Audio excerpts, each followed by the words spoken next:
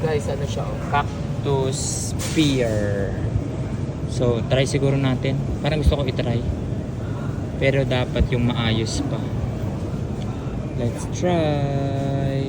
Oops. Tsaka ito. Siguro dalawa. Yan. Ano kayong lasa nito? Parang dragon fruit siguro. Try natin! Dito na kami sa bahay. Pag slice sa dragon fruit. Maano siya? Ang dami yung mga maliliit na buto.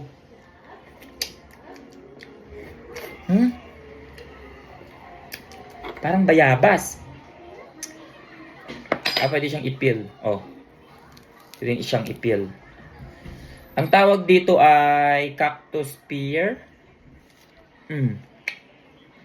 Crunchy. May mga buto siya. First time kong i-try. At first time kong matikman.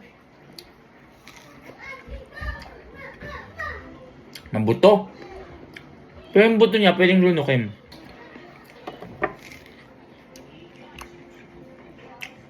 Hindi siya sobrang tamis. Katamtaman lang.